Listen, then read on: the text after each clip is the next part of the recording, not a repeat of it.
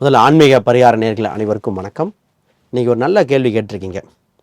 அதாவது பெரியவர்கள் ஆசீர்வாதமும் ஜோதிடமும் பொய்க்கிறதா, இல்லது மெய்யை நிரூபிக்க தவறிவிட்டதா, இது கர்ம வினை இருக்கா?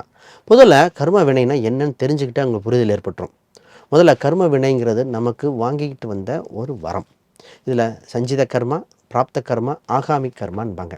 சஞ்சித கர்மாங்கிறது இன்றைய காலகட்டத்தில் எளிமையாக புரிஞ்சுக்கணும். நம்ம ஃபிக்ஸ்டு டெபாசிட்டில் இருக்க அக்கௌண்ட் மாதிரிங்க. ஃபிக்ஸ்டு அக்கௌண்ட்டில் இருக்கிற அமௌண்ட்டை நம்ம எடுத்து செஞ்சுட்டு வரோம். அப்போ ஆல்ரெடி அது விதிக்கப்பட்டது, அதை நம்ம அனுபவிக்க போகிறோம். அப்போ நம்ம ஆல்ரெடி வாங்கிட்டு வந்தது.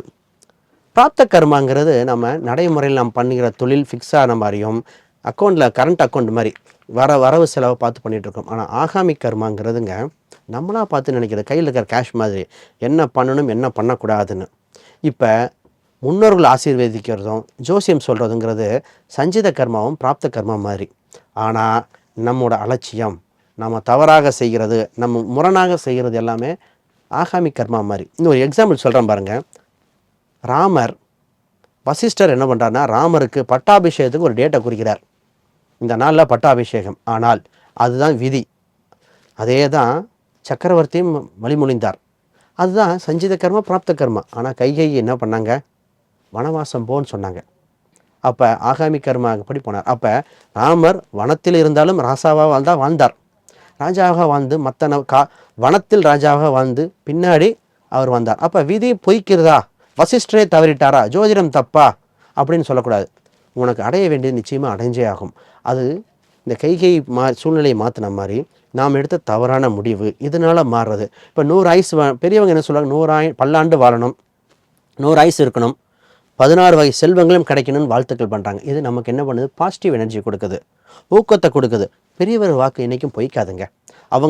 அவங்க வாழ்ந்த அனுபவத்தோடு சொல்கிறாங்க. அது நிச்சயமாக நமக்கு நன்மையே செய்கிறது. இதே ஜோதிடத்தில் பாருங்க, ஜோதிடம் நம்மை வழிகாட்டுகிறது.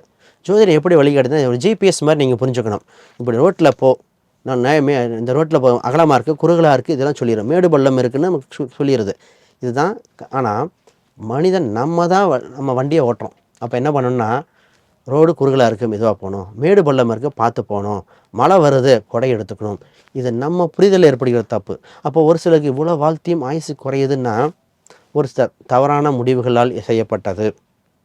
வண்டி வாகனத்தில் ஹெல்மெட் போடாமல் போனது, ஒரு உயர் மின்னழுத்த பகுதியில் போகும்போது கவனமாக மழை காலத்தில் போகாமல் இருக்கிறது, நமக்கு 6 அறிவு பெற்ற நம்ம பார்த்து முயற்சிக்க வேண்டியது.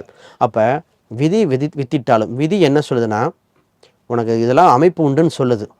மதி என்ன சொல்லுது, விதியை மதியால் வெல்க. என்னென்னா நம்ம 6 அறிவு பறித்த மதியால் வெல்வதற்கு அதை மாற்றும் வழி என்ன? சார் மாற்ற முடியுமா? நிச்சயமாக மாற்ற முடியும். ஏன், மார்க்கண்டேயன் என்றும் 16ஆக எப்படி வந்தார்? அவருக்கு 16 வயதில் உயிர் பிரியணுங்கிறது விதி.